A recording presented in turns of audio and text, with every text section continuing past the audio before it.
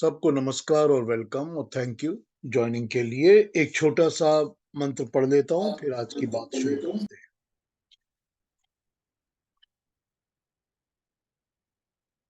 ये तद्विज्ञान, अच्छा, ये मुंडक उपनिषद का मंत्र है, 227 फ्रॉम मुंडक उपनिषद। तद्विज्ञानेन परिपश्यन्ति धीरा आनंद रूपम अमृतम यद विभाति।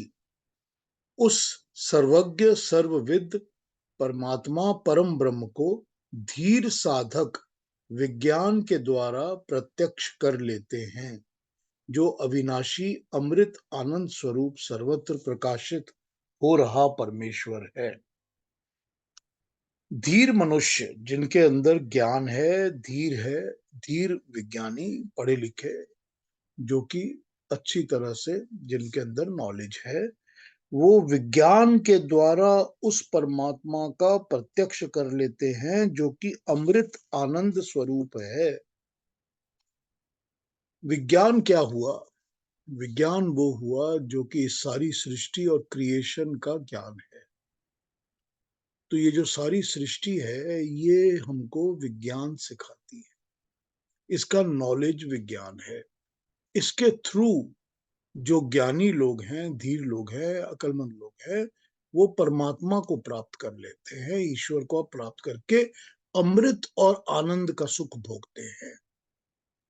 तो अमृत और आनंद क्या हुआ? अमृत जहां मृत्यु नहीं होती, आनंद जहां पर कोई दुख किसी किस्म का नहीं हो सकता। तो ये मतलब बड़ा सिंपल हो जाता है कि वही बात कि ये सृष्टि जो है, परमात्मा की जो क्रिएशन है, इस क्रिएशन को ही अच्छी तरह जानकर इसको यूज करके हम सब उस परमात्मा को साक्षात कर सकते हैं, उसको उसके साथ मिल सकते हैं, उसके साथ एक हो सकते हैं और मोक्ष की प्राप्ति कर सकते हैं, अमृत की प्राप्ति कर सकते हैं। और उस मोडस को कि उसको कैसे पाना है, कैसे क्या करना है, उसको यहाँ पर विज्ञान कहा गया है। तो वो विज्ञान ही है ना, उसी को तो हम विज्ञान कहते हैं ना। ये सारी सृष्टि का जो ज्ञान है, नॉलेज है, हम तो उसी को विज्ञान कहते हैं ना। तो वही विज्ञान है, और वो विज्ञान बना ही इसलिए है कि जो मनुष्य है, हम लोगों में इंसान जो हैं, हम में जो ज्यादा धीर हैं, अक्लमंद है, विद्वान हैं, वो इस विज्ञान को यूज करके ही उस परमात्मा के अमृत और आनंद को प्राप्त करें। ये पर्पस है विज्ञान का, ये पर्पस है वर्ल्ड की सारे नॉलेज का और साइंस का। खैर, ये मुंडक उपनिषद का छोटा सा श्लोक था, इस पर बात कर ली। कल की बात पे आ जाता हूं जो हमने आज करनी है। अपनी कैरी ऑन करेंगे हम, हमारी कंक्लूजन ऑफ 6th चैप्टर। हमने ये देखा था कि जो बात हो रही है कि प्रकृति और पुरुष, परमात्मा पुरुष, और ईश्वर और प्रकृति नेचर, ये दो अलग अलग चीजें हैं। जो परमात्मा है उसमें तो आनंद ही आनंद। अभी बात हुई ना कि उस परमात्मा के आनंद को पा लेते हैं। परमात्मा में तो आनंद ही आनंद है, उसमें तो कोई दुख, प्रॉब्लम, संशय, इश्यूज कुछ है ही नहीं। और जो प्रकृति है उसमें कोई आनंद नहीं है। तभी तो हम कहते हैं कि जो प्रकृति होती है, इसको हम सत कहते हैं। जो मनुष्य होता है, इंसान होता है, उसको हम सतचित कहते हैं, और परमात्मा को हम सतचित आनंद कहते हैं। क्योंकि परमात्मा में सत भी है, चित भी है, आनंद भी है। प्रकृति में सिर्फ सत है, चित नहीं है, आनंद भी नहीं।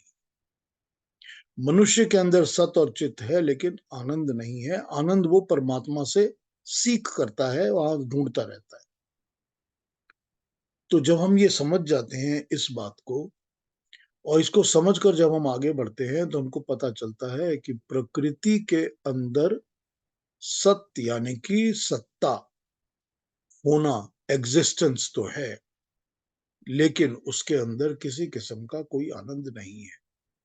तो जब कोई आनंद नहीं है तो ऑब्वियसली जितनी चीजें प्रकृति से हमको मिलती हैं वो सारी की सारी कष्ट देने वाली, दुख देने वाली होती। अगर हमको ये समझ में आ जाए कि प्रकृति की सब चीजें हमको कष्ट और दुख देती हैं, तो हम अपने आप इस बात को समझ जाएंगे कि आनंद अगर चाहिए हमारी आत्मा को, तो वो सिर्फ परमात्मा से ही मिलेगा। इसी बात को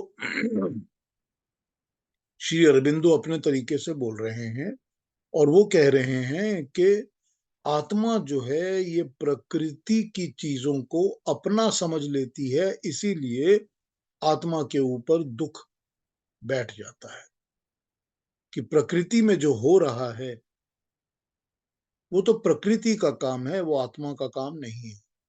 लेकिन जब वो आत्मा उसको अपना समझ लेती है कि ये मैं कर रहा हूं, मेरे लिए हो रहा है, मुझ में, तो वो प्रकृति के अवगुणों को, दुखों को, प्रॉब्लम्स को अपने ऊपर लोड कर लेती है और लोड करके उसी के हिसाब से वो अपने जीवन को चलाने लगते हैं। तो उसको पता नहीं लगता कि मैं प्रकृति को फॉलो कर रहा हूं, मैं परमात्मा को फॉलो नहीं कर।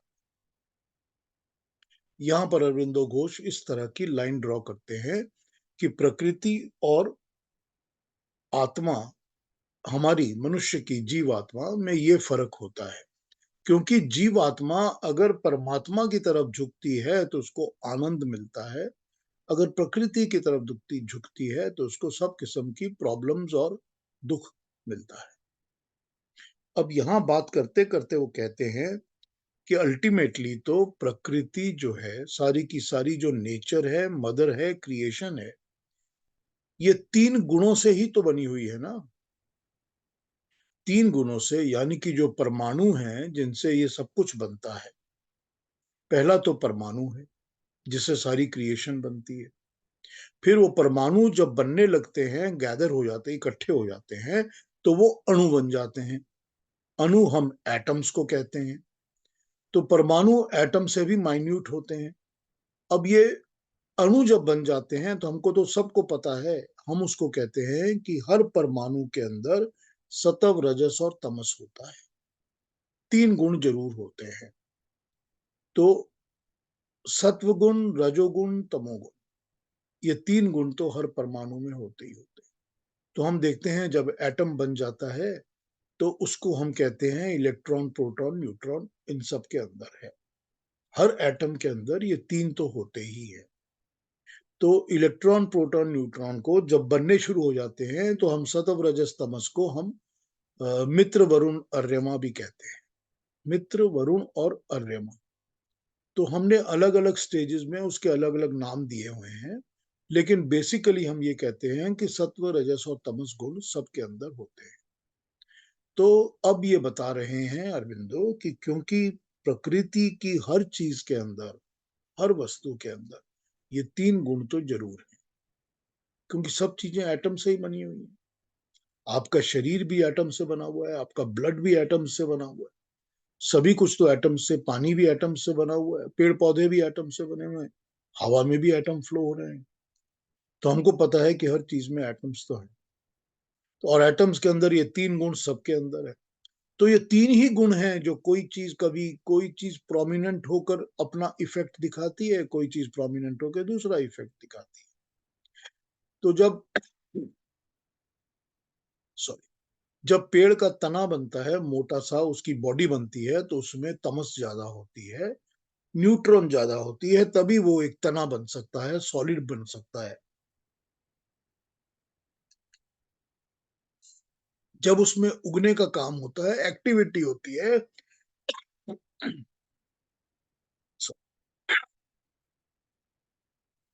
तो एक्टिविटी में हमको ये पता होता है कि रजोगुण काम कर, जब वो ऊपर को चल रहा है पेड़, हरा भरा हो रहा है, पत्ते निकाल रहा है, फल निकाल रहा है, तो वो रजोगुण का काम करता है क्योंकि वो एक्टिव हो गया।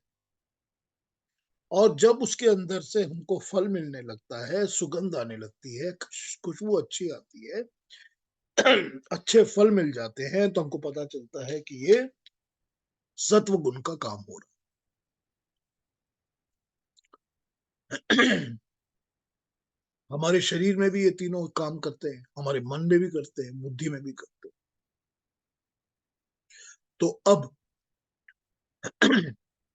अरबिंदो घोष यहाँ पर कहते हैं कि जब हमको ये पता है कि प्रकृति के अंदर ये तीनों गुण हर चीज में है, हर एटम में है, और एटम से ही प्रकृति बनी हुई है, तो इन चीजों का सहारा लेकर भी हम प्रकृति से बाहर निकलकर परमात्मा से मिल सकते हैं।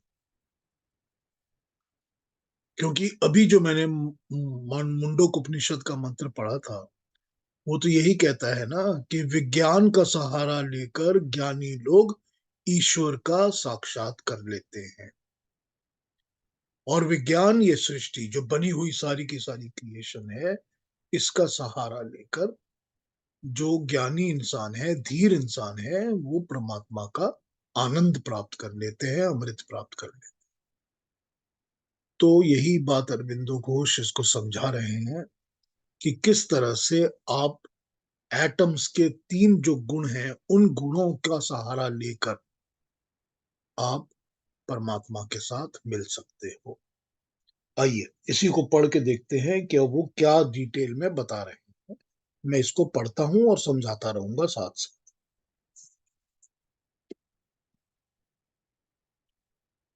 सबसे पहला, समभाव किस तरह से, ये अब समभाव की बात कर रहे हैं कि समत्व कैसे हो सकता है, जो हम तामस तमस गुण के साथ आरंभ कर सकते हैं।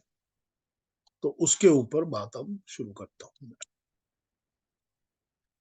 एक सेकंड, इसको ठीक कर लूं।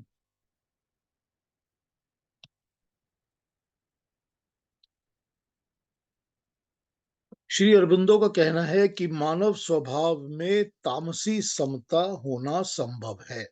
जब प्राण वृत्ति आलसी होकर पड़ गई हो, आलस, लेजी, जीवन के आघातों का प्रत्युत्तर जड़ता के कारण बंद हो गया हो, एक प्रकार की मंद संज्ञाहीनता के कारण जीवन के सुखों के प्रति अनिच्छा हो गई हो, सुखों का अधिक भोग करते करते मनुष्य थक गया हो, आवेग शिथिल पड़ गया हो, जीवन की यंत्रणा सहते सहते जीवन के प्रति एक प्रकार की निराशा, घृणा, ग्लानि पैदा हो गई हो, जगत से भी मन ऊब गया हो, जगत ही भय रूप या त्रास रूप ही उठता हो, हर वस्तु में अरुचि उत्पन्न हो गई हो, जब ऐसी अवस्था उत्पन्न हो, तब ये सब कारण मिलकर तामसिक समता को ले आते हैं।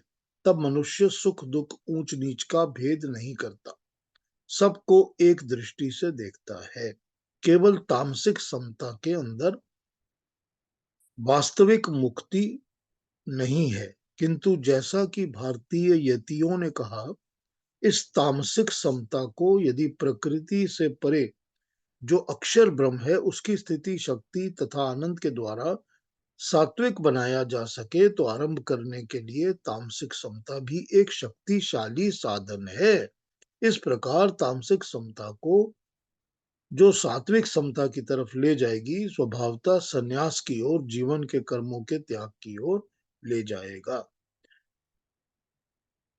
फिर भी गीता इस प्रकार के संन्यास और त्याग को स्वीकार करती है और उसे एक स्थान देती है। जीवन के जन्म मरण जरा व्याधि को जो दोष है, जो भी हमारे दोष हैं, उन्हें देखकर ऐसे जीवन से पीछे हटने की वृत्ति को गीता बुरा नहीं मानती। देखिए क्या कह रहे हैं ये कह रहे हैं कि जब इंसान कोई भी चीज का भोग करते करते तंग आ जाता है कि सारा जीवन मैं इस चीज को भोग कर रहा हूं, भोग करते करते भी तो एक टाइम आ जाता है जब इंसान ऊब जाता है, या इंसान जब कुछ कर नहीं पाता, लाचार हो जाता है कि मैं करना तो चाहता हूं पर अब जो शरीर है ये मुझे करने नहीं देता। तो मतलब क्या है, मतलब ये एक लाचारी आ गई, तो लाचार हो जाता है। और दूसरी बात ये होती है कि जब करके कोई भी चीज करके, या इंसान अपने ही मन से या किसी भी चीज से थक जाता है, परेशान हो जाता है, फेड अप हो जाता है, तो क्या होता है, तो हर चीज की तरफ एक समभाव आ जाता है, तब सब कुछ एक जैसा लगने लगता है। तब ये मेरा तेरा अच्छा बुरा ये सब चीजें खत्म। तब जो भी इंसान है लोगों से मिलते मिलते डील करते करते वो परेशान हो चुका है कि जो भी मिलेगा, जो मनुष्य मिलेगा वो मनुष्य मुझको तंग करेगा, वो मुझको या चीट करेगा या लूटेगा या मेरे को झूठी बातें कहेगा या गलत कहेगा, मुझे लोगों से मिलना ही नहीं है। जब ऐसी स्टेज आ जाती है तब वो क्या करता है, तब वो लोगों से नहीं मिलने का मतलब ये होता है कि अब मुझे अमीर इंसान से, गरीब इंसान से, ऊंचे इंसान से, नीचे पोजीशन के इंसान से, अपने क्लोज वाले से, अपने दूर वाले से, किसी से भी नहीं मिलना। तो ये क्या हुआ, ये एक समता आ गई। करेक्ट। एक जैसा भाव सबके प्रति आ गया। तो ये जो समता आ जाती है, एक जैसा भाव आ जाता है मनुष्य को, तो ये एक सीढ़ी है, एक स्टेप है, जिसको यूज करके मनुष्य परमात्मा की तरफ ध्यान लगा सकता है। कि जब इन चीजों में मुझे अब कोई इंटरेस्ट ही नहीं दिखता, रस नहीं दिखता, भोग कर करके परेशान हो गया, भोग में कुछ नहीं दिखता मेरे को, तब क्या है, तब ये है कि अब छोड़ दो सब कुछ, क्योंकि ये सब एक ही जैसा है। वो एक समभाव आ जाता है, एक इक्वानिमिटी आ जाती है कि सब कुछ एक जैसा लग रहा है। तो जब एक जैसा सब लगने लगता है तो भी वही होता है कि छूट जाना आसान होता है, छोड़ देना आसान हो जाता है। तो ये जो है, ये चीज जो है, ये छूट जाने वाली बात, ये चीज समता में आ जाती है। तो जब कुछ एक जैसा लगने लगता है तो इंसान छोड़ने लगता है। जब छोड़ने लगता है तो फिर उसका ध्यान परमात्मा की तरफ जा सकता है। ये चीज तमस गुण है। तामसिक गुण से भी ये चीज जो है अचीव की जा सकती है। तो यही वहां पर अरविंदो समझा रहे हैं कि जो मनुष्य तामसिक गुण की तरफ ज्यादा ध्यान देता है, वो उसका सहारा लेकर भी परमात्मा को पाने की तरफ अपना रुख, अपना अटेंशन, अपना ध्यान कर सकता है। तो ये अरविंदो घोष का एक समझाने का तरीका है। अगला देखते हैं कि क्या कह रहे हैं। आज हमारी गीता की चल रही है प्रवचन, तो हम गीता पे ही बात कर रहे हैं, 6th चैप्टर। अब वो बोल रहे हैं कि ऊपर हमने बताया कि तामसिक निवृत्ति से, निराशा की निवृत्ति से, संसार के जन्म मरण दुख सुख को देखकर, जब हम दुख सुख भी देखते हैं, जन्म मरण दुख सुख, लोगों का जन्म लेना मरना हम देखते रहते हैं, दुख देखते हैं, सुख देखते हैं, जब इनसे भी इंसान बचने की सोचता है, इससे भाग खड़े होने की कोशिश करता है, तब भी ये मनुष्य जो है इन सब से भागने के लिए अपने में काबू करके परमात्मा की तरफ ध्यान लगा सकता है। संसार के विषयों से भागकर समता प्राप्त करने की जगह संसार के विषयों के साथ जुड़कर उनके वश में पड़ने के स्थान में उन्हें अपने वश में करके जो समता प्राप्त होती है उसको रजस गुण की समता कहते हैं। मतलब हमने जैसे तामस गुण में सोचा था कि हम सब चीजों से परेशान हो गए, भाग गए, हमने परेशान नहीं हुए, हम भागे भी नहीं। लेकिन रजस गुण में आत्मवशित्व, इंद्रिय निग्रह, आत्म संयम, ये मुख्य आधार है। मतलब हमने सब कुछ भोगना है, हमने सब करना है, क्योंकि तामस गुण में तो दुर्बलता है, लेकिन राजस गुण में आत्मबल प्रकट होता है।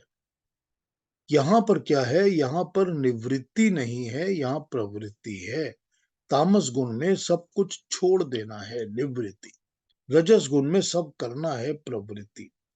प्रवृत्ति जीवन के संग्राम को उस क्षेत्र पर लेके जाती है जहाँ विजय के गर्व से मनुष्य अपना मस्तक ऊंचा कर सकता है। कुछ छितरे हुए बाह्य उद्देश्यों और क्षणिक सफलताओं के लिए लड़ने झगड़ने की बजाय ये साधना साधक को आध्यात्मिक युद्ध के द्वारा, आंतरिक विजय के द्वारा प्रकृति और स्वयं जगत की जय को करने के रास्ते पे ले जाती है। ये काबू में रखकर हर चीज को अपना रास्ता आगे निकालता है। सुखद दुखद सभी चीजों के धक्कों को सहता हुआ, उन सबको चकनाचूर करता हुआ, ये पूर्णता अपनी समझ से ही जीवन जीता है और उसी तरह से उत्तेजित या व्याकुल संसार के स्पर्शों को सहता रहता है। इसी राजसिक समता का वर्णन करते हुए दुखों के बीच में जिसका मन उद्विग्न नहीं होता और सुखों के बीच में जिसको कोई बहुत ज्यादा इच्छा नहीं होती, राग देश भय जिससे निकल गए, वो स्थित प्रज्ञी गुणी है। ये गीता ने हमको बताया है। ना उनका हर्षपूर्ण स्वागत करना है, ना उनसे द्वेष करना है। इसी बुद्धि को हमने यहाँ पर बताया कि सम बुद्धि हो जाती है। अब यहाँ पर ये कह रहे हैं कि जो तमस गुण से सब छोड़कर करने वाला एक प्रवृत्ति थी, उसकी जगह सब काम करते हुए भी प्रवृत्ति आती है। जो बहुत सक्सेसफुल लोग होते हैं, उनके अंदर फिर ये सक्सेस और डिफीट ये बहुत ज्यादा फर्क नहीं पैदा करते। उनको पता होता है कि मेरा एक काम बहुत अच्छा चलता है, एक काम अच्छा नहीं चलता है, फिर एक काम अच्छा चलता है, कोई नहीं चल, कोई फर्क नहीं पड़ता, मुझको अपना काम करते रहना है। मुझको इतने लोगों के साथ डील करना है, इसमें से 10 लोग मेरी बात मान के सुनेंगे, 10 लोग नहीं सुनेंगे, यही चलता रहेगा।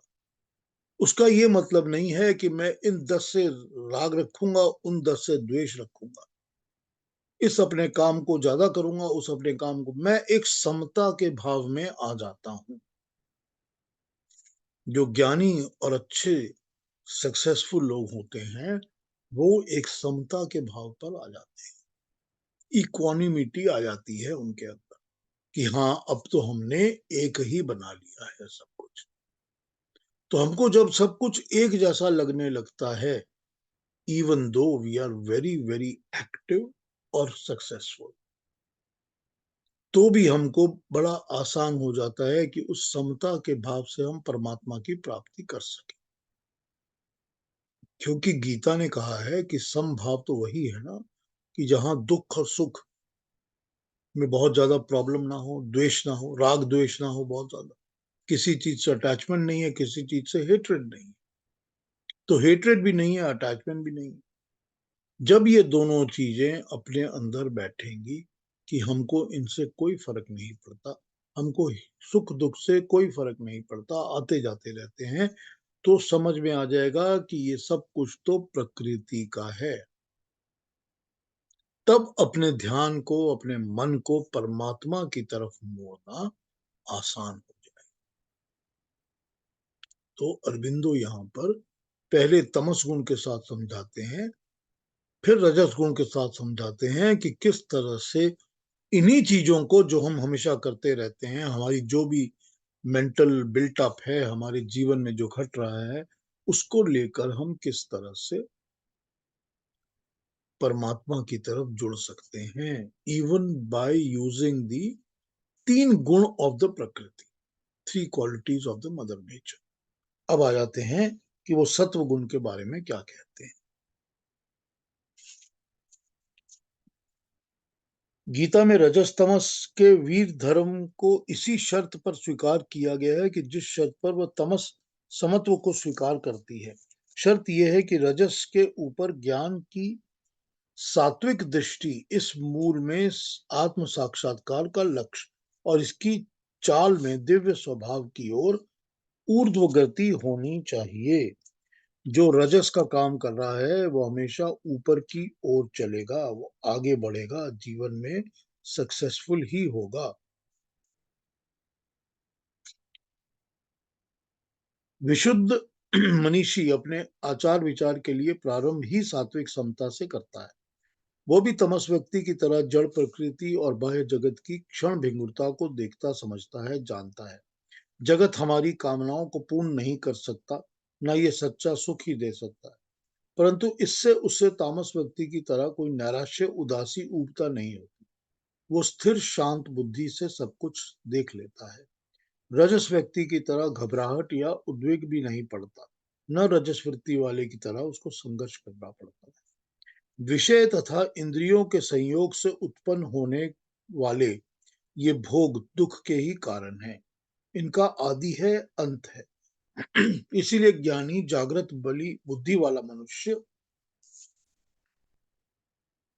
इनमें रमन नहीं करता।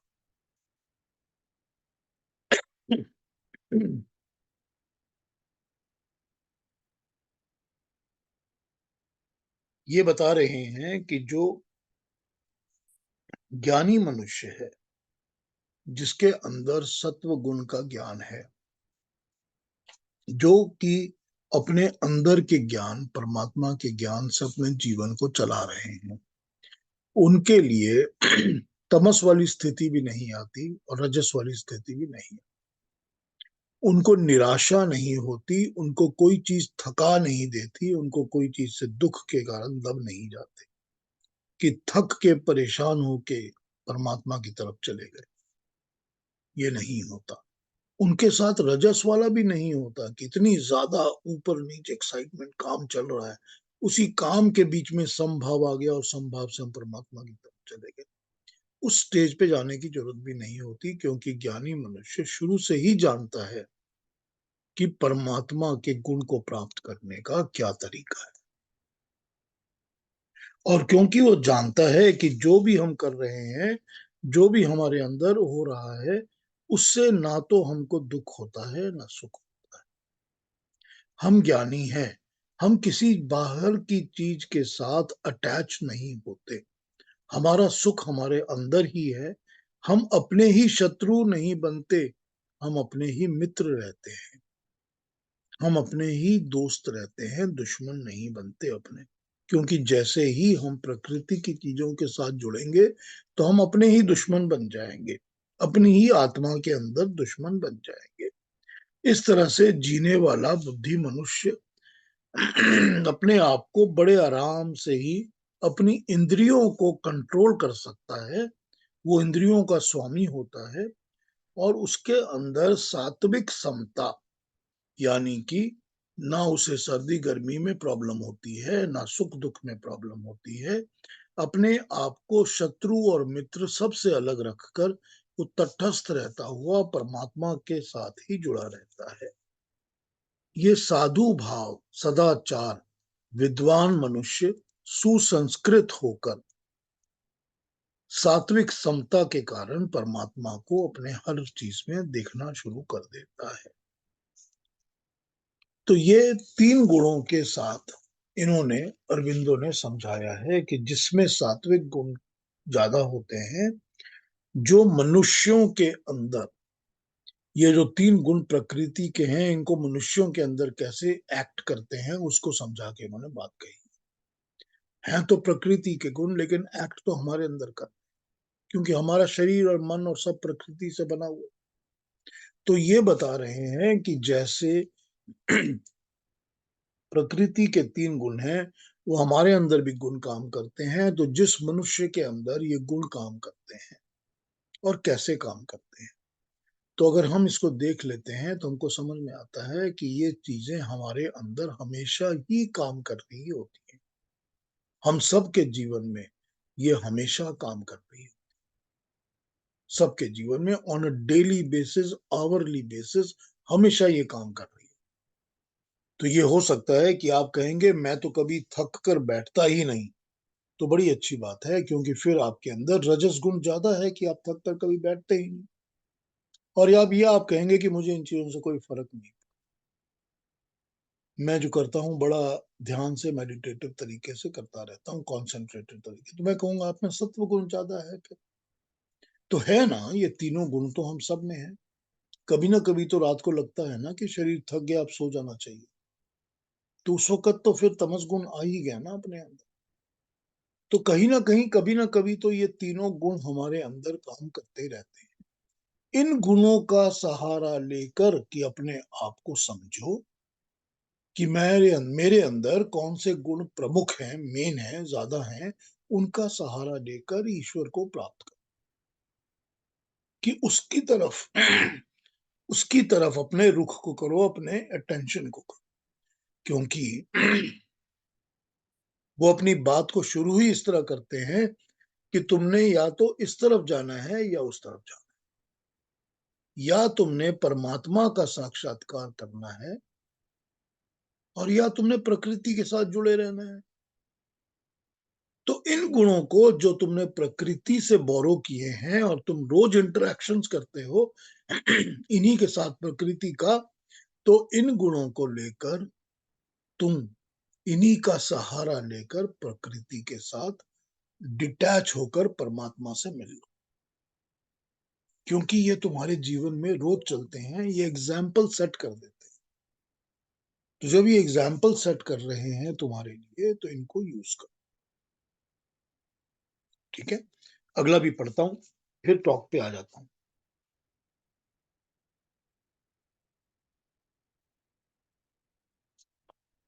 आत्मा का विशुद्ध त्रिगुणातीत समता, परंतु जैसा हमने पहले कहा कि ये तीन प्रकार की समता एक ऊंची विशुद्ध आध्यात्मिक समता की भूमिका मात्र है।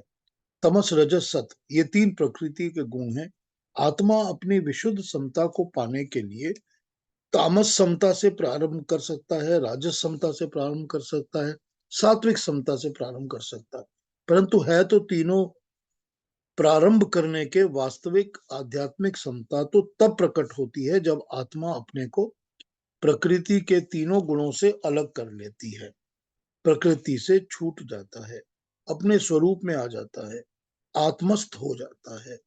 जब संसार के चारों तरफ से विक्षोभों से बीच में पड़ा हुआ आत्मा ये अनुभव करने लगता है कि संसार के विक्षोभ, सुख दुख, मान अपमान अलग हैं, ये आत्मा उनसे अलग है। बाहर के विक्षोभ उसकी सत्ता को छू नहीं सकते, ये बाहर की चीजें हैं, उसके अंदर प्रवेश नहीं कर सकती, उसे स्पर्श नहीं कर सकती। तब इस अवस्था को आध्यात्मिक समत्व कहा जा सकता है।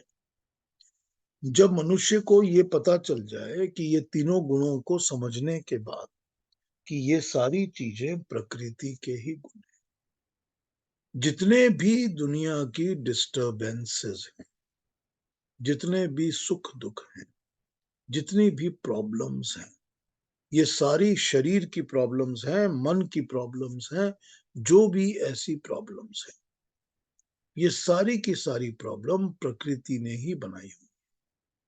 और ये सारी की सारी प्रॉब्लम्स मेरे ऊपर अफेक्ट असर इसीलिए कर रही है क्योंकि मेरा शरीर, मेरा मन, मेरी बुद्धि भी प्रकृति का ही बना हुआ है। लेकिन मेरी आत्मा, जो मैं असल में हूं, मेरी आत्मा प्रकृति की बनी हुई नहीं है। तो जब ये पता चल जाता है और मनुष्य अपने बुद्धि के द्वारा ये निर्णय कर लेता है, डिसीजन ले लेता है कि ये चीजें मुझे असर नहीं करेंगी, कि ये बाहर की चीजें हैं, ये बाहर की चीजों को बाहर रहने दो, कि बाहर बहुत ठंड है, हवा चल रही है, लेकिन मैं तो घर के अंदर बैठा हूं ना, मुझे पता है हवा चल रही है, मुझे पता है ठंड है, लेकिन मेरे ऊपर वो असर नहीं कर रही।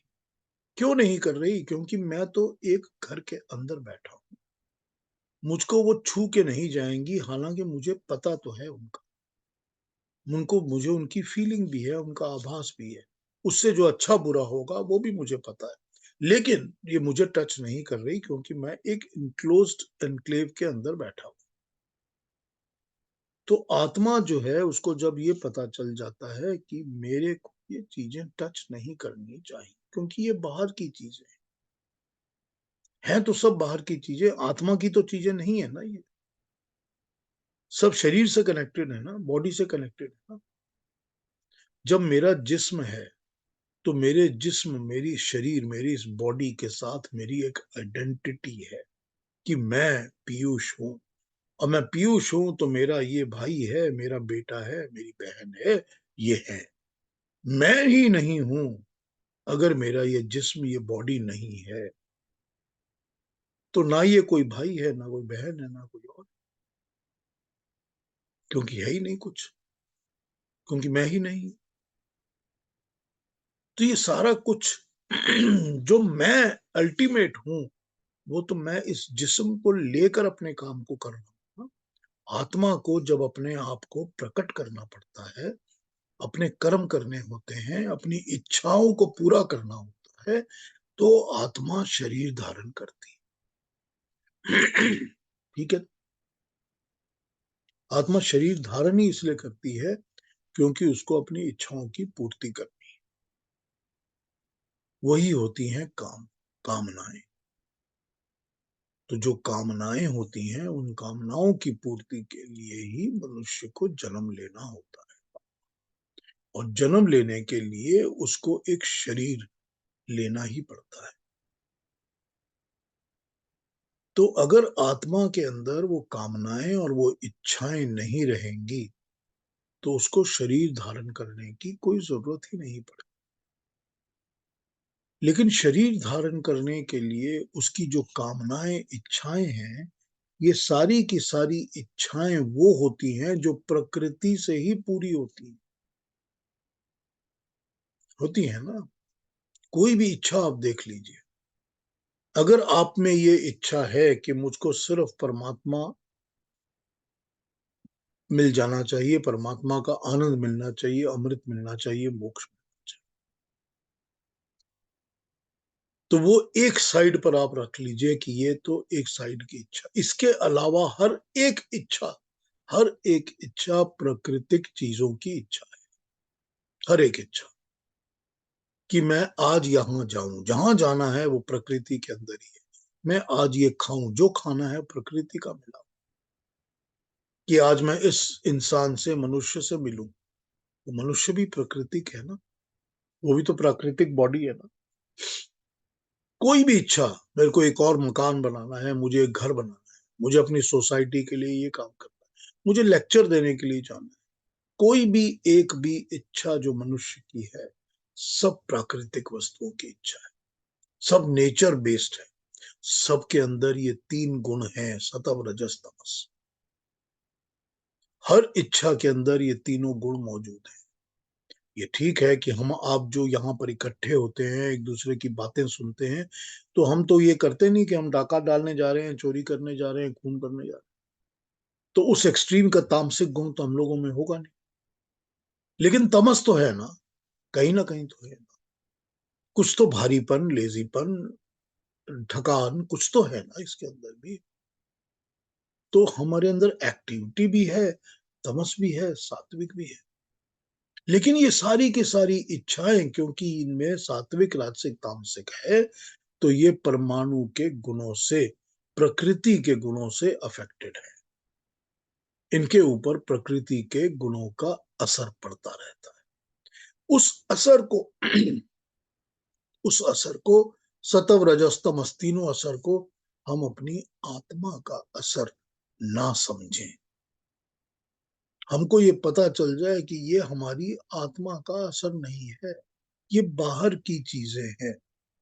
क्योंकि मैं जो हूं वो तो अल्टीमेटली मैं अपनी आत्मा को ही मैं कहता हूं ना, क्योंकि मैं कहता हूं ये मेरा शरीर है, ये मेरी अक्ल है, ये मेरा मन है, मेरी आंखें हैं, तो ये मैं कौन है?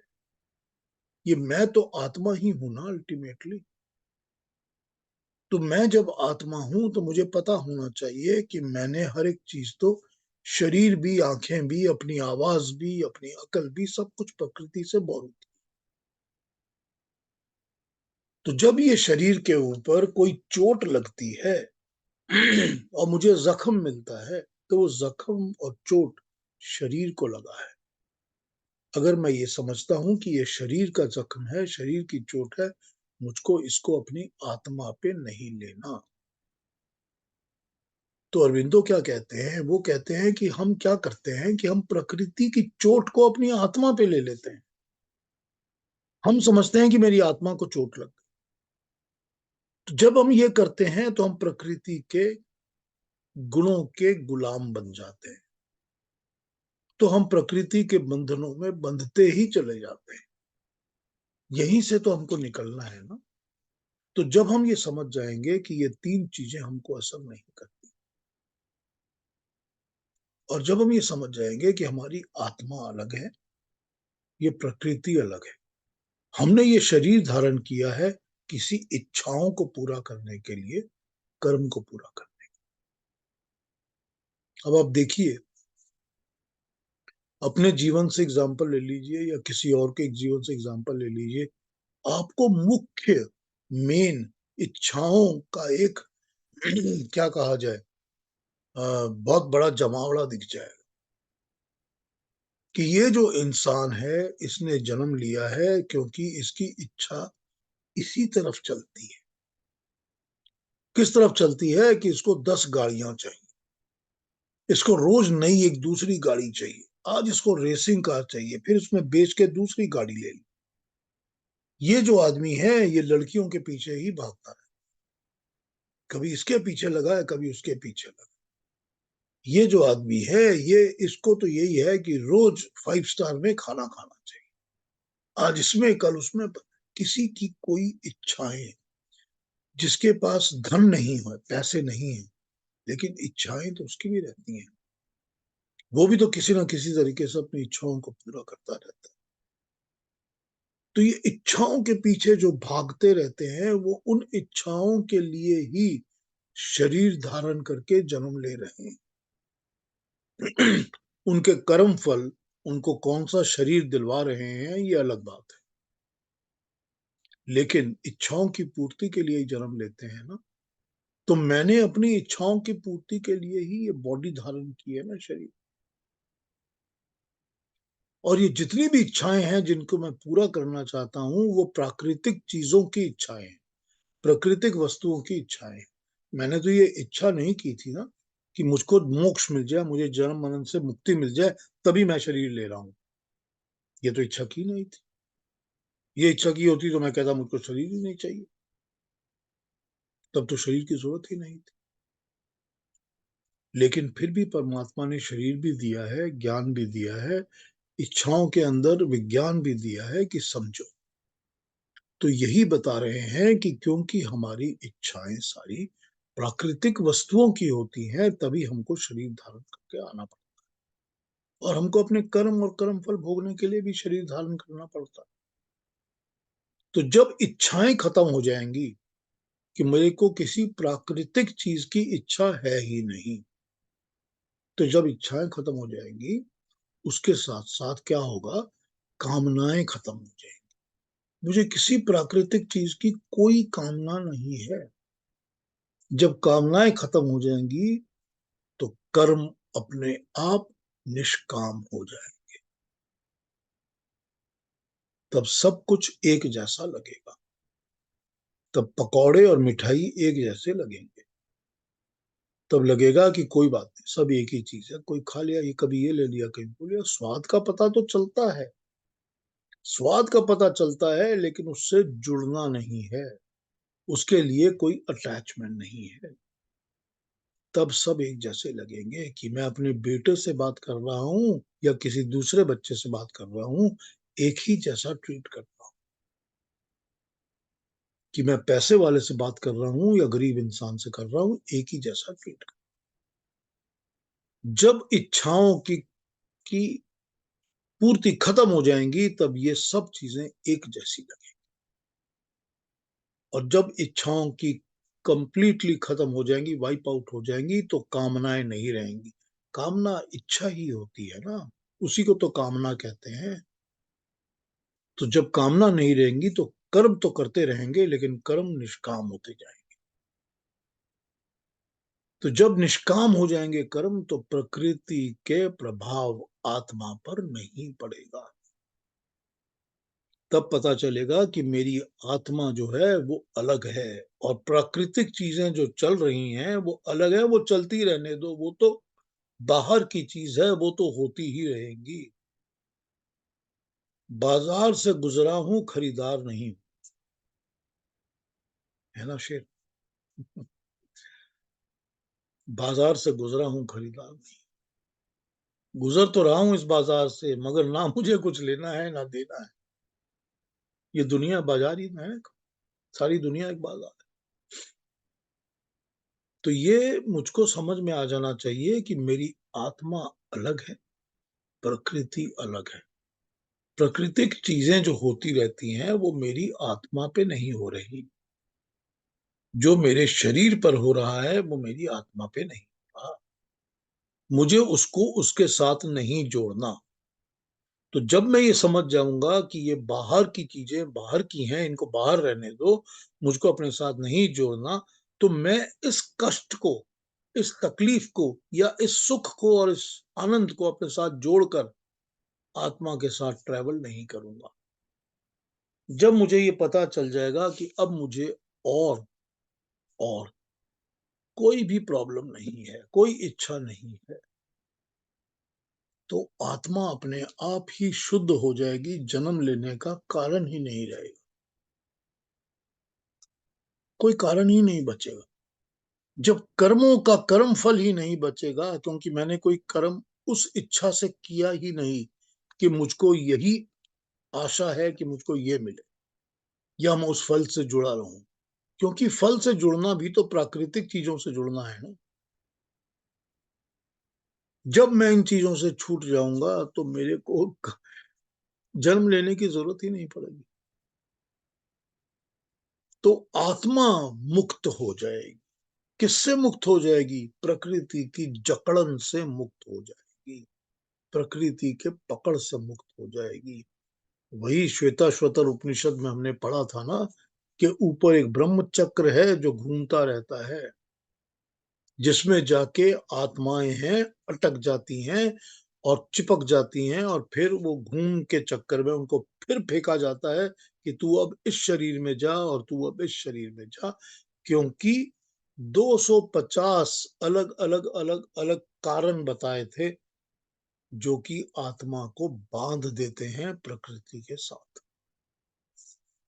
जब तक हम प्रकृति के साथ बंधे रहेंगे, हमको प्रकृति का हिसाब चुकाना ही पड़ेगा, हर बोरोइंग का पे बैक करना ही पड़ेगा। जब तक हमने लोन लिए हुए हैं, हम भाग नहीं सकते, हमको लोन चुकाना ही पड़ेगा। तो जो हमने प्रकृति से लिया है वो हमको प्रकृति को लौटाना ही पड़ेगा। तो जब हम प्रकृति से मुक्ति चाहते हैं, तो हमको प्रकृति से लेना देना बराबर करके खत्म कर देना। और वो खत्म कैसे होगा? इसी तरह होगा कि ये समझ जाएंगे कि जो प्रकृति है वो मुझे असर नहीं करती, मेरी आत्मा अलग है, प्रकृति अलग है। जब असर नहीं करती, मुझे कोई फर्क नहीं पड़ता, तो क्या होगा? तो मुक्ति होगी आत्मा। यही अरविंदो घोष समझा रहे हैं अपने इस एग्जाम्पल से, जहां वो सत्व रजस तमस का एग्जाम्पल यूज करते हैं प्रकृति के गुणों को लेकर, कि हमको प्रकृति की समझ आ जानी चाहिए कि होती क्या है। जब यही प्रकृति होती है तो इसके ये गुण हैं, तो इन्हीं गुणों के साथ तो मुझे जीना भी है, शरीर भी फॉलो करना है। जन्म तो लिया हुआ है, शरीर भी मिला हुआ है ना। शरीर मिला है, जन्म लिया है, तभी तो हम ये बातें कर रहे हैं, हम ये ज्ञान प्राप्त कर रहे हैं। तो इसी ज्ञान का सहारा ले लो। जो मिल रहा है प्रकृति से, जो तुम्हारे अंदर पनप रहा है, उसी का सहारा ले लो। यही वो विज्ञान है जिसको पाकर धीर लोग परमात्मा के अमृत आनंद में चले जाते हैं, जैसा हमने मुंडक उपनिषद का श्लोक सुना आज सुबह। तो यही बात कर रहे हैं यहाँ पर। त्रिगुणात्मक प्रकृति, प्रकृति का अपने ऊपर असर, अपनी आत्मा पर उसका प्रभाव, आत्मा का उससे अलग हो जाना, अलग होकर अपने आप को परमात्मा की तरफ जोड़ देना, या प्राकृतिक चीजों का सहारा लेकर परमात्मा की तरफ अपने आप को जोड़ देना कि मुझे इससे मुक्ति मिल जाए। हाँ, ये ठीक है, ऐसे बहुत से लोग हैं जो कि चाहते हैं कि मैं दोबारा जन्म लूं और दोबारा लूं और फिर लूं और फिर लूं, और मैं इस जन्म में आते आते आते आते प्राकृतिक वस्तुओं का भोग करता रहूं, क्योंकि मुझे और भी भोग करना है, अभी और भी भोग। ठीक है, वो उस ब्रह्म चक्र के अंदर फंसते जाते हैं और फंस के दोबारा आते रहते हैं और फिर घूमते रहते हैं। भगवान कृष्ण तो कहते हैं ना कि यार मुझे तो ये आत्माओं की जरूरत है, क्योंकि ये तो मेरा रॉ मटेरियल है, इसी से तो मैं दुनिया चला रहा हूँ ना। और मुझे तो सब चीजों की जरूरत है, कीड़ों की भी, पंछी की भी, जानवर की भी, पेड़ पौधों की भी, मनुष्य, सब चीजों की जरूरत है। और हर किस्म के मनुष्य की जरूरत है, तभी तो इकोसिस्टम काम करता है, तभी तो दुनिया चलती रहती है ना, घूमती रहती है। तो मुझे तो जरूरत है। लेकिन तुमको अगर इन झमेलों से छूट पाना है, जन्म मरण के बंधन से मुक्ति पानी है, तो तुम इस रास्ते पे चलो। क्योंकि इस रास्ते पे चल के अगर तुमको दोबारा जन्म भी लेना होगा तो तुम अपनी इच्छा से जन्म लोगे कि मुझको ये पर्पस है तो मैं बॉडी ले रहा हूं। तुम गुलामी नहीं करोगे प्रकृति की, तुम प्रकृति के मास्टर बन जाओगे। ये साइंस है जो गीता में भगवान कृष्ण समझा रहे हैं, जिसको अरविंदो ने अपने वर्ड्स में इस तरह से यूज करके हमको समझाया है। तो अब कोई पूछना हो, कितना टाइम हो गया? ऑलमोस्ट। कुछ पूछना हो तो पूछ लीजिए, कोई बात करनी हो तो कर लीजिए, कोई दोबारा समझनी हो चीज तो मुझसे पूछ लीजिए, मैं फिर समझा दूंगा उसको, क्योंकि काफी कॉम्प्लेक्स है ये सारा कुछ। फिर भी I have tried to make it as simple as I could. हाँ इंदिरा बहन, क्या बोलेंगी? इसमें 3 रास्ते बताए हैं, तामसिक, राजसिक, और हर रास्ते पर आत्मा को चॉइस करना पड़ता है। बिल्कुल। आत्मा यदि चॉइस नहीं करेगी तो आगे नहीं जाएगी। बिल्कुल। आज मैंने एक बहुत अच्छी अच्छी बात सुनी, वो मुझे इसमें लगती है, मैं बताती हूँ। आज सुबह में किसी के डेथ के हम लोग क्या बेचना बोलते हैं, तो 1 घंटे के 1.5 घंटे के अंदर सब लोग आ जाते हैं और शांत बैठते हैं, फूल चढ़ाते हैं और वापस आ जाते हैं। पर जिनकी डेथ हुई थी उसकी उम्र थी 97 ईयर्स, और वो लेडी की डेथ हुई थी जब वो गा रही थी भगवान से कि हे भगवान आज का दिन सबको सुखमय दे। वो गाते गाते वो चली गई। वो तो अच्छी डेथ हुई ना। बहुत अच्छी। कोई पुण्य किया होगा तो ऐसी डेथ मिलती है। बिल्कुल बिल्कुल बिल्कुल। हाँ, 3 तरीके तो बताए हैं इन्होंने, सात्विक, हाँ राजसिक, तामसिक। वो तो इसलिए बताए हैं क्योंकि हम अपने जीवन से उसका एग्जाम्पल लेकर उसी को सहारा लेकर आगे बढ़ सकते हैं। हाँ, वो तो तो इसलिए बता चॉइस रहे हैं। करना पड़ता है ना इंडिविजुअल को। हाँ, चॉइस तो हमारे पास हमेशा होती है। वी ऑलवेज हैव द हाँ, चॉइस। हाँ जी, और कोई बात, कोई और कुछ कहेंगे, पूछेंगे? बहुत ही उच्च स्तर की बातें थी पीयूष जी। हाँ, उच्च लेवल बातें ही तो इंसान उच्च है, ही। प्राकृतिक चीजों से तो जुड़े रहेंगे ही, और भगवान अपने कर्म देता रहेगा हमको। जो प्रकृति है उसी से तो हमने शरीर लिया है ना। बिल्कुल, वो काम तो शरीर करते ही शरीर रहेंगे। तो है ना। तामसिक भी करेंगे, राजसिक भी करेंगे, सब रजस सब करेंगे। हर चीज में परमात्मा का आभास, यही बात बिल्कुल। है सारी। कोई और कहेंगे कुछ, कोई बात करेंगे? जी सर, सिर्फ इच्छा करने से तो नहीं मिलेगा ना, उसके साथ साथ डिजर्विंग भी होना चाहिए। अब करेक्ट, मेरी डिजर्व। इच्छा है कि हाँ मैं ऐसा कर्म करूँ कि मुझे मोक्ष मिल जाए, बट मुझे थोड़ी पता है कि मैंने पिछले जन्म में क्या किया। इस जन्म का तो जब से होश संभाला है तो पता है, पर पिछले जन्म में क्या किया वो तो मुझे पता नहीं। तो उसका कर्म फल मुझे मिल गया है, मिला नहीं मिला है वो तो मैं नहीं जानती। अगर मेरी इच्छा है कि मुझे मोक्ष मिले तो मेरा तो सारा कर्मफल जो है वो जीरो, मतलब उसका जो भी अकाउंट है वो पूरा क्लियर होना चाहिए। देखिए, जो लास्ट श्लोक थे चैप्टर 6 के 41, 42, 43, उसमें भगवान कृष्ण तो यही कहते हैं ना, बोलते हैं तुम जिस तरफ बढ़ते हो वो तुम्हारा लूज नहीं होता कुछ भी। अगले जन्म में फिर उसी पॉइंट से आगे बढ़ना शुरू हो जाए। तो अगर मोक्ष की प्राप्ति की इच्छा है और उस तरफ चल रहे हैं, लेकिन पुराने कर्म हैं जो कि हमको दोबारा जन्म देंगे, तो कोई प्रॉब्लम नहीं है, फिर अगले जन्म में वो मोक्ष का रास्ता फिर खुल जाएगा। क्योंकि जो भी अच्छे कर्म करेंगे, जो भी ज्ञान प्राप्त करेंगे, वो ज्ञान लूज नहीं होता, वो ज्ञान फिर से मिल जाता है, और जिस पॉइंट पे छोड़ा था उसी पॉइंट से मिल जाता है। जो तुम्हारे अंदर एक लगन थी कि मुझको ये प्राप्त करना है, और फिर मृत्यु हो गई, तो अगले जन्म में वो लगन का पॉइंट दोबारा वहीं से मिल जाए, तो वो फिर से दोबारा से कैरी ऑन हो जाए। तो ठीक है, अब वो तो कहते ही हैं भगवान कृष्ण कि तुझे याद नहीं है, पर तेरे बहुत सारे जन्म हुए हैं और मेरे भी बहुत जन्म हुए। मैंने भी कई जन्म लिए हैं, मुझको अपने जन्म याद हैं, तुझे अपने जन्म याद नहीं।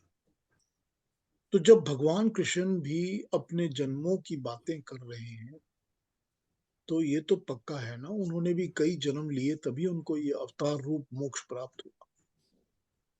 तो हमको भी हो सकता है कि मोक्ष की प्राप्ति मन के अंदर जो इच्छा आ जाएगी, उसकी तरफ हम चलना शुरू करेंगे, जो ज्ञान हम पाना शुरू करेंगे, पाते रहेंगे, वो हमारा हटेगा नहीं। कर्म कर्म फल के लिए हमको हो सकता है कि 1 2 3 4 और जन्म लेने पड़ेंगे, लेकिन ये रास्ता खुल जाएगा, ये पता चल जाएगा कि अब मुझको मोक्ष प्राप्त होने वाला है बहुत जल्दी। तो जब मोक्ष प्राप्त की तरफ दिमाग लग जाएगा, तो ये संसार की चीजें असर ही नहीं करेंगी, अफेक्ट ही नहीं करेंगी, क्योंकि पता रहेगा कि ये तो सारा कुछ चल रहा है। हम लोग ऐसे लोगों को जानते हैं, हम मिलते हैं ऐसे लोग जो अपना जीवन जीते हैं और उनको इन चीजों से, बाहर की चीजों से बहुत ज्यादा असर नहीं पड़ता।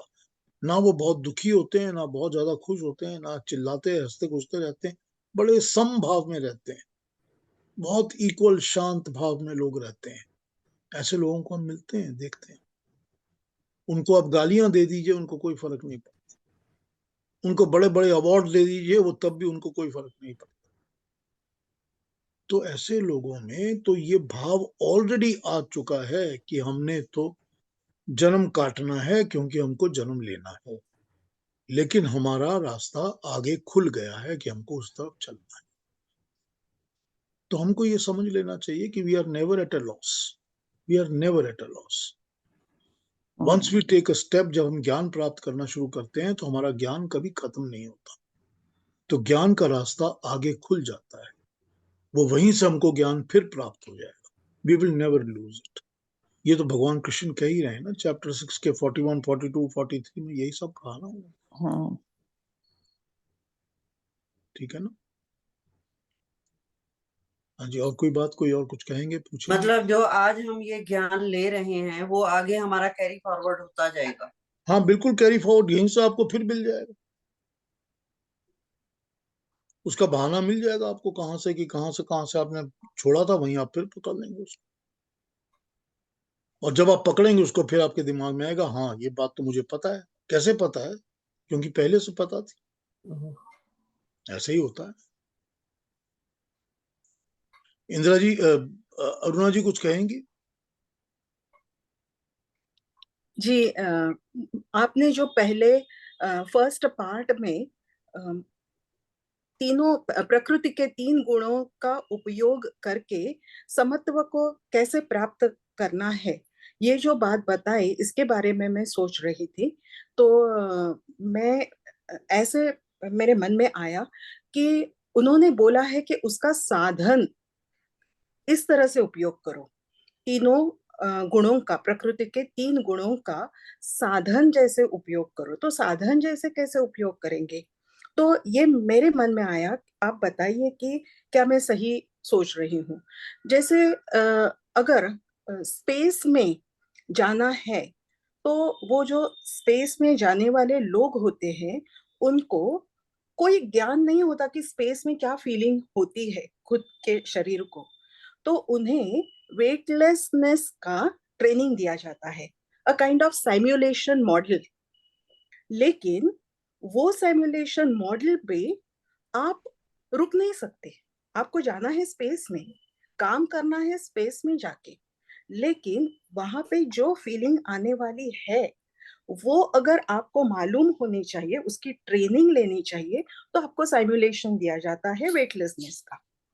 तो उसी तरह से हर एक आदमी के प्रकृति में तीनों में से कोई भी एक गुण प्रीडोमिनेंट होता है। तीनों होते हैं लेकिन एक गुण प्रीडोमिनेंट होता है, और उस हिसाब से या पीरियड वाइज भी कम ज्यादा होते रहते हैं। तो कभी तामसी वृत्ति से, कभी राजसी वृत्ति से, कभी सात्विक वृत्ति से भी आप उस समत्व के भावना पे जाते हैं। लेकिन ये किसी भी, इवन नॉट इवन सात्विक, कभी हम सात्विक गुणों में फंस जाते हैं और हमें लगता है यहाँ से हमें मोक्ष मिलने वाला है, लेकिन वहां से तामसी और राजसी तो नहीं ही मिलने वाला, लेकिन सात्विक गुणों के साइमुलेशन से भी आपको मोक्ष नहीं मिलने वाला है।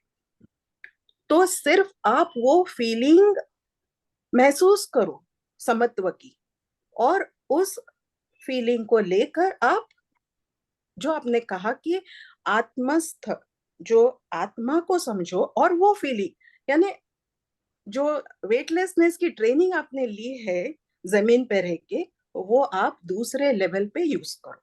एम आई राइट? बिल्कुल, उसको आप साधन बना लो, यही है ना? यस। तो यूज इट तो एज अ वहां पे स्टेप, उसको स्टेप करेक्ट, लेडर बना के आप आगे बढ़ो।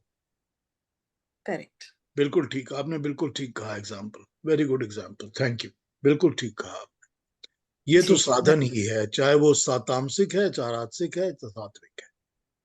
अब बराबर। ये हो सकता है कि जो सात्विक है वो हमको ज्यादा आसान साधन लगे, ये हो सकता है, लेकिन साधन तो लेकिन वो जरूर। भी हमारी गलत फहमी है कि हमें सात्विक गुणों से प्रकृति में रह के वो समत्व मिलता है, वो हमें मोक्ष के तरफ ले जाएगा। ये हमारी गलत फहमी है, वो भी बिल्कुल ठीक। हमें नहीं ले जाएगा।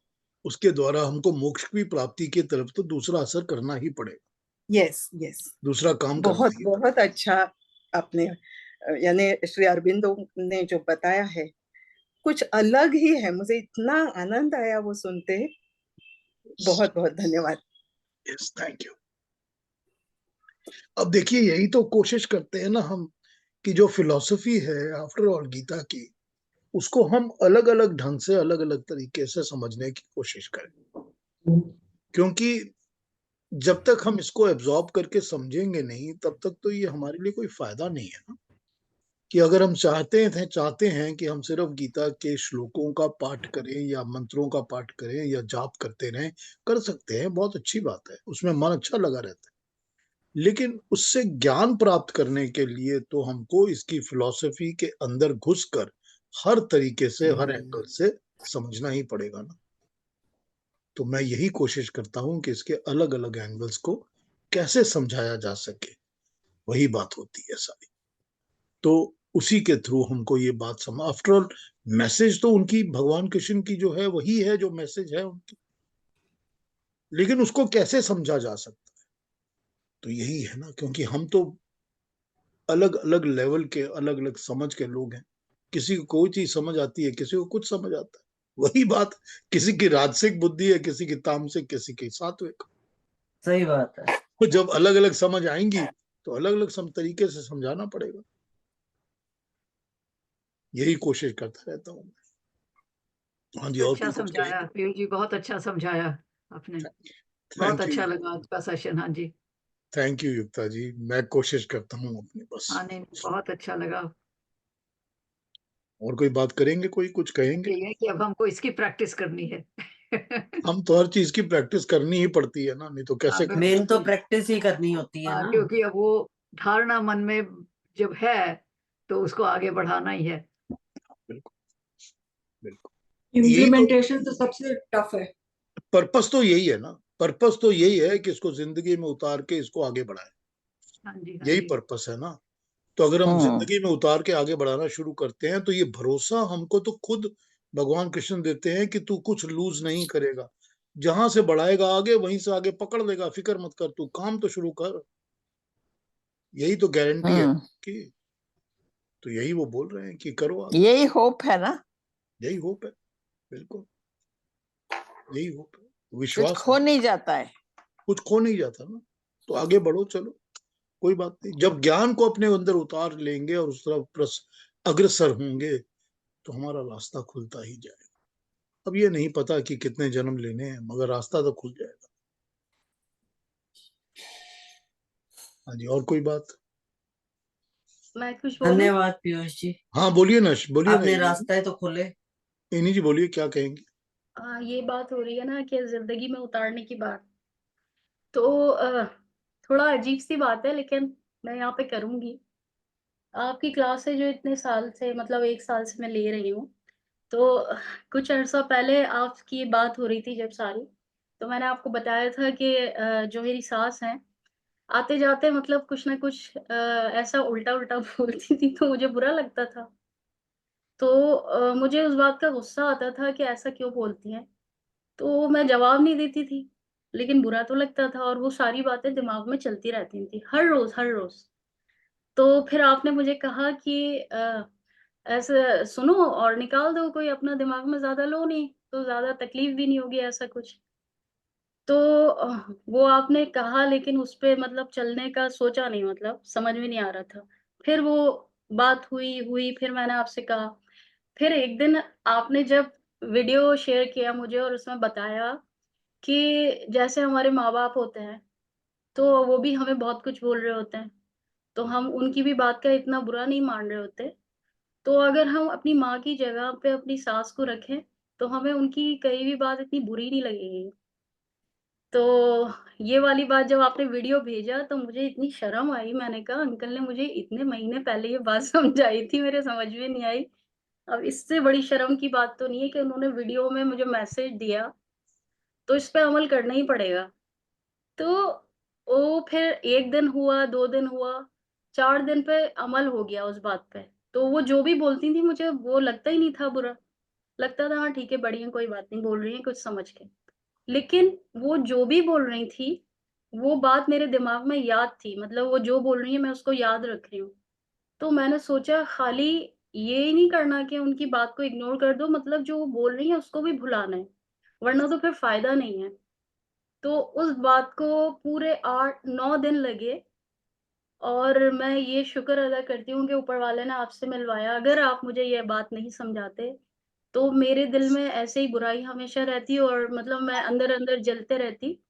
लेकिन मैंने उस पे काम करके और वो बुराई अपने अंदर से ख़त्म की और मुझे अब इतना अच्छा लग रहा है, अब वो जो भी बोलती हैं मुझे याद भी नहीं रहता कि वो क्या बोलती हैं। तो मेरी ज़िंदगी में जो एक बोझ था वो ख़त्म हो गया और बहुत हल्का लगता है। तो मैंने सोचा कि आपसे ही सीखा तो मैं यहाँ पे शेयर करूँ सब लोगों से कि मैंने ये बात सीखी और अपने अंदर से सबसे बुरी बात ख़त्म की। शाबाश बहुत बेटी अच्छा, जी, बहुत वेरी बहुत गुड, बहुत वेरी गुड। बहुत आशीर्वाद बहुत आपको, अच्छा, बहुत साधुवाद, बहुत बहुत अच्छा हो अच्छी गया, बात। हाँ। कितनी अच्छी बात है इन्हीं जी, थैंक यू वेरी मच। बहुत आप अच्छा। हमसे सबसे सबसे यंग हैं हमसे और सबसे अच्छा इसको अप्लाई करके काम ले रही हैं। बड़ी खुशी हाँ, की बात। क्योंकि मुझे शर्म आ रही थी कि ये इतनी मतलब ऐसी भी क्या बात है कि बहुत सारी चीज़ों को लगता है मैंने कहा मुझे अंकल एक बात समझा रहे हैं तो इससे बड़ी शर्म की बात तो हो नहीं सकती कि मैं अपनी बुराई फिर भी ख़त्म नहीं कर रही। तो मुझे इतना अच्छा लगा कि आपने ये चीज़ को ख़त्म कर दिया यही और होता है ये बेटा। और बहुत सारी ऐसी चीज़ें हैं और वही बात है थोड़ा-थोड़ा करके मैं अपने अंदर से चीज़ों को ख़त्म कर रही हूँ। और हम लोग जो मिरर देखते हैं ना उसमें हम नज़र आ रहे होते हैं, लेकिन आप जो हमें गीता की क्लास में जो मिरर दिखाते हैं वो इतना खतरनाक है कि वो हमें सारा कुछ दिखा देता है, हमारी जितनी बुराइयाँ हैं। तो इतना डर भी लगता है और शर्म भी आती है, हम तो अपने आप को इतना अच्छा समझते हैं। 1 साल से जब से गीता की क्लास ली, तो अब जो भी अच्छापन था ना सारे ही एक साइड पे चला गया, अब सारी बुराइयाँ ही नज़र आ रही हैं। ठीक है, कोई बात नहीं है। सब आस्ते-आस्ते ये अच्छाई ही है जो इससे जुड़ा हुआ है ना आपको जिसने। हाँ, लेकिन ये एक अच्छाई बहुत तो है। बड़ा बोझ था। आप कहते हैं ना कि हाँ, अपना बोझ हल्का हो जाए, ये बहुत सबसे हल्का बड़ा हो बोझ जाता था। है। बेटा जी ये ये बहुत बोझ हल्का हो जब गया। उतरता है ना अपने ऊपर से, मन के ऊपर से तो मन बहुत हल्का फ़ील करता है। जितने बहुत। बोझ को उतारेंगे उतना मन हल्का फ़ील होता है। जितनी प्राकृतिक चीज़ों को हटाएँगे कि इनको छोड़ो क्या इस पे ध्यान देते हो, ये हमारे को असर नहीं करनी चाहिए, उतना बोझ हल्का होता जाएगा और और ये एक और फ़ील भी होगा। बात ये भी सीखी कि हमारे अपने ही ऊपर होता है, हम जितनी चीज़ें अपने ऊपर लाद लें और बुरा समझते रहें ना, तो हम उसके अंदर डूबते जाते हैं, घुसते जाते हैं उस चीज़ में। और अगर हम अपने ही अंदर से बुराई को ख़त्म कर दें ना, तो फिर हमें सब अच्छा लगने लगता है और मुझे ऐसे ही लग रहा है। यही तो बोला है ना अभी अरविंदो घोष यही तो बता रहे हैं ना कि हम प्रकृति की चीज़ों को खींचकर अपनी आत्मा पर समझ लेते हैं कि हमारी आत्मा में चल रहा है और उसी में इन्वॉल्व हो जाते हैं। तो जब उससे छूट जाएँगे तो अपने आप ही लगेगा कि ये बोझ खत्म हो गया, होने दो जो हो रहा है प्रकृति में। मेरी आत्मा पर इसका असर नहीं होना चाहिए। जी। यही है और ना सब। और और मैं बताऊँ जैसे हर बीवी अपनी मियाँ से बात शेयर करती है, तो मैं अपने मियाँ को जैसे एक हर रोज़ तो नहीं कभी-कभी कोई बात ऐसी होती थी तो ज़ाहिर है उनसे ही अपना दुःख शेयर करूँगी। तो मैंने बोला आज मेरी सास जो है मेरी फूफी भी हैं, तो मैंने कहा आज मुझे फूफा ने ऐसे-ऐसे बोला। तो अब 1 हफ्ता हो गया मियाँ साहब मुझे बोल रहे हैं, "क्या हुआ अम्मी तुम्हें कुछ बोल नहीं रही क्या?" तो मैंने कहा मैंने अपने अंदर से ये ये वाली खराब आदत खत्म कर दी है, वो बोलती है मुझे कोई असर नहीं होता। अब मैं उनको अपनी माँ की जगह रख के देखती हूँ इसलिए मुझे बुरा नहीं लगता। बहुत अच्छा, बहुत तो अच्छा। आपके ये बहुत ही अच्छा किया आपने, बहुत ही बहुत अच्छा अच्छा। बोला। उन्होंने पूछा ये एकदम से इतना चेंज कैसे आ गया, फिर खुद ही बोले ओ तुम पीयूष अंकल की क्लास लेती हो ना, मैंने कहा हाँ। उन्होंने बहुत बहुत अच्छी अच्छा। बात, बहुत अच्छा शेयर किया। नहीं, बहुत अच्छा, थैंक यू सो ये मच। छोटी छोटी बातों से ही तो फर्क पड़ता है सारा, यही छोटी छोटी बातें हैं जिनसे जिंदगी में फर्क पड़ जाता है। यही बात है। बिल्कुल। और जब भी देखें हमारे दिलों में ये बुराइयां जो रिश्तों में आ जाती है ना, जिसको कहते हैं कि गैप आ गया, मुझे लगता है इन्हीं बातों से गैप आता है। बिल्कुल ठीक बात है बेटा, इन्हीं बातों से क्या बात। और फिर एक और बात कि मेरे माँ-बाप ने मुझे ऐसा इल्म नहीं सिखाया, तो ये भी सोचा आपके कहने पे, जब बहुत सारा गौर तो करना पड़ता है ना, तो सब बातें याद आती हैं। तो यही हो रहा था कि मैं ऐसी थी नहीं, तो अगर मैं कोई बुरा कर रही हूँ तो यही होता है, क्योंकि जब हम अच्छा काम करते हैं तो भी लोग कहते हैं इनके माँ-बाप ने देखो ये सिखाया है, बुरा करते हैं तो भी माँ-बाप का नाम आता है। मैंने कहा ये नहीं होना चाहिए। मैं जो गलत काम कर रही हूँ उसमें मेरे माँ-बाप का नाम नहीं आना चाहिए। मैंने इसलिए अपने माँ-बाप का भी रख के और अंकल की क्लास का भी रख के इस चीज़ को खत्म कर दिया। Very good. शाबाश शाबाश शाबाश। I know, very good, very good. बहुत बहुत आशीर्वाद बेटा, बहुत आशीर्वाद, शाबाश। अच्छा कर रही हो, बहुत यही करना है बस, हम जिंदगी ऐसे को ही इसी अपने तरह। अंदर से एक एक क्वालिटी खींचते जाओगे तो गीता के ज्ञानी हो जाओगे। हाँ बस यही करना है, इसलिए अपनी तो हम मदर इन ज्ञान लॉ दे को भी थोड़ा सा सुना दिया करो अच्छी बातें। हाँ, थोड़ा-थोड़ा बताती हूँ। हाँ, रहे हैं। कि ये अच्छी बातें मैं सीख रही हूँ, कोई धर्म की बात नहीं है इसमें आ रही। बिल्कुल। हाँ, और अपनी सारी बड़ी बहनों को भी बताती हूँ। चलिए, जिसका भला हो जाए, जो इसमें अमल वेरी करता है नाइस। वही अच्छा है। हुँ, अच्छा है। चलिए, थैंक यू एनवी, thank you for sharing, thank you. Thank you. अगले सैटरडे मिलते हैं फिर सबसे, नमस्ते फिर एवरीबॉडी। से नमस्ते सबको। नमस्ते ना। नमस्ते। अगले शनिवार मिलते हैं। सबको नमस्ते, पीयूष जी नमस्ते। नमस्ते नमस्ते।